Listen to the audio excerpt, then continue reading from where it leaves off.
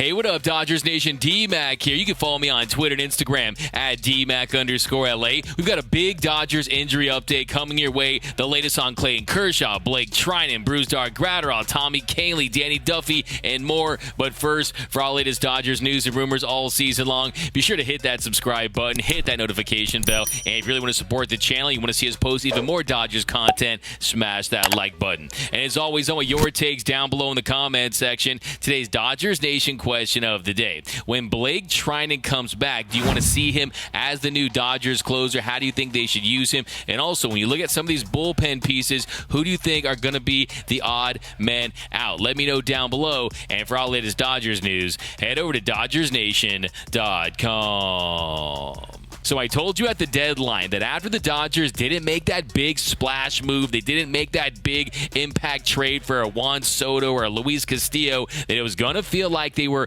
making big trades after the deadline by getting some of these guys back. And you saw yesterday, Dustin May was sensational. Dustin May was a magician. We saw mayhem on the mound. Dustin Mania is back for the Dodgers, and they called that code red, and they got what they were looking for. They got a dominant pitcher out there on the mound, and he was as filthy as ever. And I thought what was very impressive was that pitch mix. You saw him get punch outs with that elevated four-seam fastball. You saw him dotting that cutter, using the two-seam fastball on the outer half, and he was just working the edges of the plate, had 16 called strikes, and like I said, his stuff is just straight nasty, and I fully expect him to have a big impact for the Dodgers. I could see him being a starter in the postseason, going 4, 5, or 6 innings. After what we saw yesterday, as long as he's built up and ready to go, I think he's ready for this big moment for the Dodgers in the postseason. I think it's going to be a red October for LA, and they're still getting more reinforcements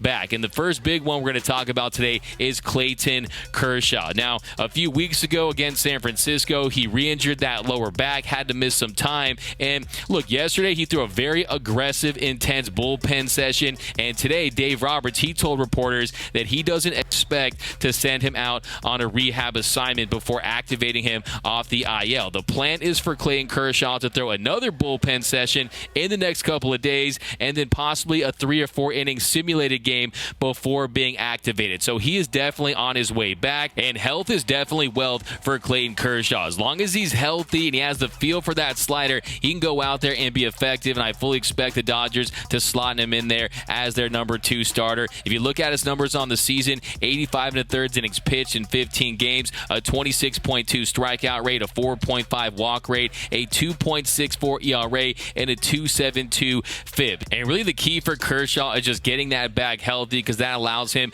to throw that curveball with more conviction, get his leg out in front of it. This year, opponents hitting 216 off his Uncle Charlie, 209 off his four-seam fastball, and 211 off his slide piece. And that slider is still one of the best in the game. Look, he's a happily married guy, but he has a great slide piece. And as long as he has the feel for it, he's going to go out there and be effective. So look for Clayton Kershaw to be back on the mound very soon. And remember, it's not about August, it's not about September, it's about October and early November. It's about putting Kershaw in the best position to have success when it matters most. And I think he's going to have enough tread on the tires this year, enough gas in the tank to get it done in October. And I think he's going to be an asset for the Dodgers. And I think that they have this nice cushion, not even just in the division where they have an 18-game lead over the Padres. They have a 6.5-game lead over the New York Mets for the best record in baseball. So with the lead that they've built, they can really put Kershaw in a great position to have success. And you look how well he pitched in the 2020 postseason. Now, why was that? That's because he was still fresh late in that postseason run. So I'm feeling good about Clayton Kershaw. I think you're going to see a rotation with Julio Urias, Clayton Kershaw. Of course, you're going to see Tony Gonzalez. I think Dustin May and Tyler Anderson, they're going to be two guys that are definitely going to get starts at times. But I think the way that Dustin May pitched yesterday, he's definitely going to be a guy that you have to use as a starting pitcher. You just can't deny that stuff. I think they will maintain some flexibility with the way they use him. And let's not forget, Tyler Anderson, he started the year out of the bullpen, so he's familiar with that role as well. So I'm really feeling good about where the Dodgers are at when it comes to their starting pitching. It's just all about health. Now, when it comes to their bullpen, the biggest reliever that they have out, of course, is Blake Treinen. And last season, Blake Treinen, he he reestablished himself as a top 10 reliever in all of Major League Baseball. He was the Dodgers fireman. He was their high leverage guy. And this season, he's only pitched in 3 games, and he is on the way back. And Dave Roberts said that he's going to be back on September 2nd. So September 2nd for Blake Treinen. Now, the big question is, how does Blake Treinen look in his rehab starts? Well, he continues to look better and better. It was a strong appearance last night. He struck out the side for OKC. His fastball averaged 95.8 miles per hour. It topped out at 97.6 miles per hour. He did hit a batter, but he's looking like the Blake Treinen of old, and he's definitely on his way back. Yeah, he's still trying to get back to where he was, but still, when you consider the fact that there was a lot of whispers earlier in the season that we might not see him again, that he signs that extension with the Dodgers, a lot of people feared that he wouldn't be back at all this season. So hopefully he comes back and he resumes his role as one of the Dodgers' best high leverage relievers. And another thing you want to consider too is we saw Evan Phillips. He got the save the other night, and with the struggles of Craig Kimbrell, will that allow Evan Phillips to maybe close games for the Dodgers and have Blake Treinen be that high leverage guy, especially when you have Yancey Almonte coming back? So Blake Treinen, he will be back soon, and if he looks anything like he did last season, that's going to be a big boost for this Dodgers bullpen. It's going to allow them to be even deeper towards the back end, and if Craig crumbles, they're going to have some more options. And next, we've got an update on Yancey Almonte. You know, I call him Yancey Almonte. He's been a breakout player for the Dodgers, a real revelation. The big difference from him is basically ditching that four-seam fastball and exclusively going with that sinker and that slider mix. The Dodgers have basically unlocked his potential. If you look at his numbers so far in the season, a 1.15 ERA, a 3.28 FIP, a 24.6 strikeout rate, 8.2 walk rate, and the latest on Yancey Almonte comes from Dave Roberts. Doc told reporters a few days ago, Yancey is progressing.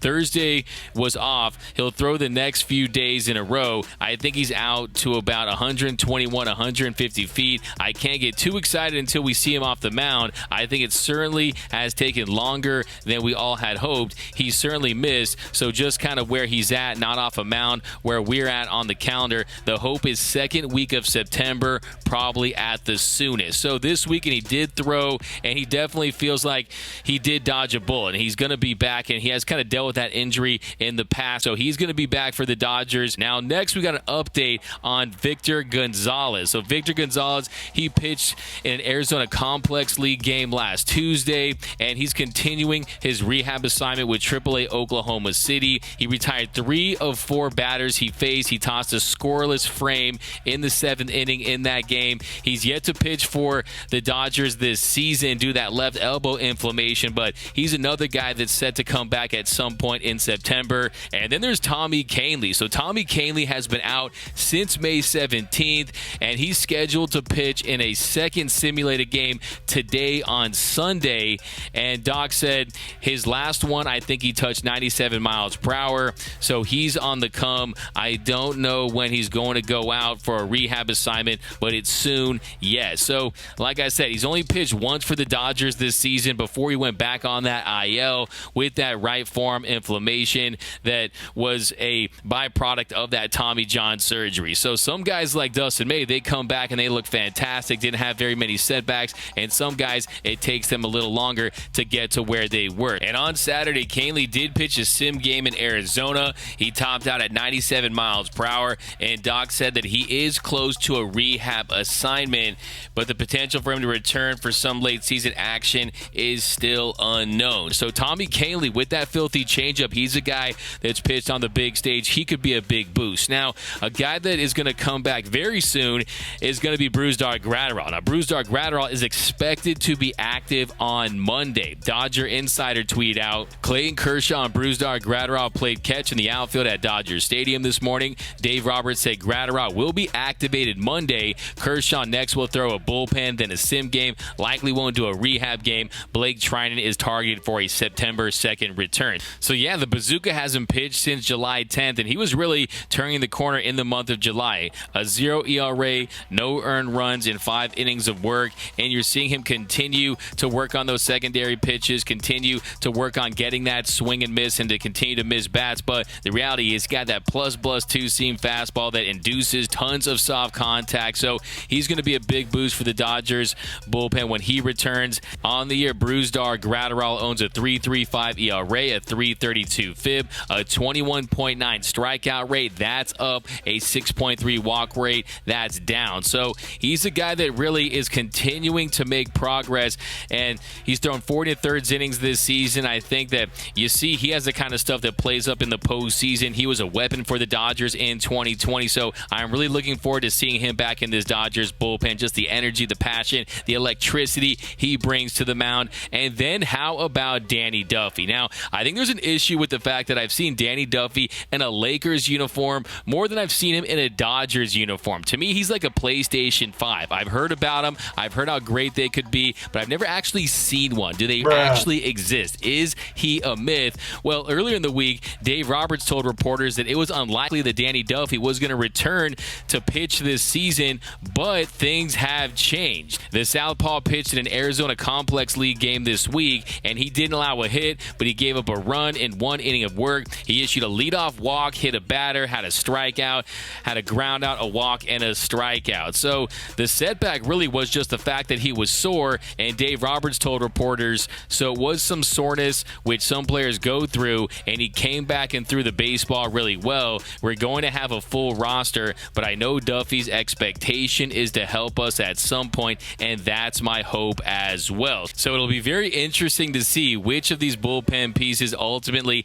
makes this Dodgers postseason roster, because right now you basically have 13 guys vying for those spots. You got Tommy Kahnle, Danny Duffy, Victor Gonzalez, Alex Vesia, Andrew Heaney, Caleb Ferguson, Phil Bickford, Blake Treinen, Yancey Almonte, Evan Phillips, Craig Kimbrell, Chris Martin, David Price, and we know there's a lot of locks down there. The Evan Phillips is, the Blake Treinen if he comes back, Alex Vesia, but it'll be very interesting to see how this roster fills out. We're going to drop another video where we break that all down, so be on the lookout for that. And then there's Edwin Rios. So Rios was activated by the Dodgers last Wednesday, and then they optioned him to AAA Oklahoma City. That's where he's going to remain for now, and he came off that 60-day IL, and he took that 40-man roster spot that was created after catcher Tony Walters was DFA'd. Now, before he went down with that right hamstring strain, he was slashing 244, 293, 500 with a 119 WRC plus, 7 home runs in 27 games,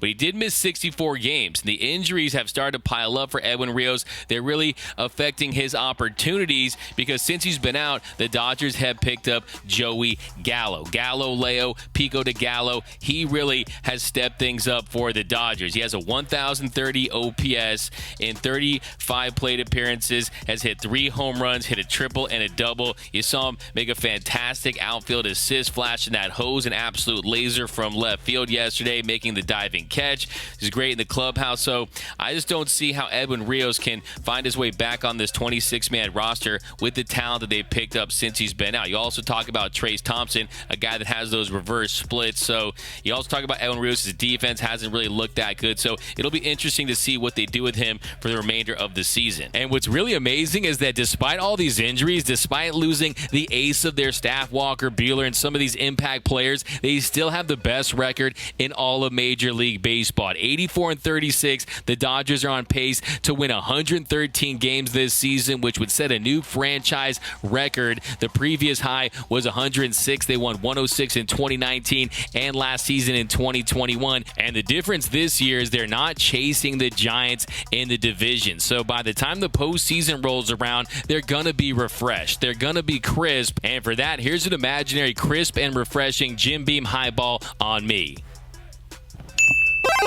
You win. But let me know down below in the comment section, which of the current Dodgers do you think is going to come back and have the biggest impact? And when Blake Treinen is ready to go, do you want to see him as the new Dodgers closer, or do you want to see Evan Phillips in that role? Let me know down below. And also, who do you think are some of the odd men out in this Dodgers bullpen when the postseason rolls around? Let me know down below in the comment section. My name is Doug McCain. You can follow me on Twitter and Instagram at DMac_LA. For all latest Dodgers news, rumors, high videos, interviews, and more all season long, be sure to hit that subscribe button, hit that notification bell, and if you want to see us post even more Dodgers content, smash that like button. And until next time, think blue, bleed blue, and I'm out.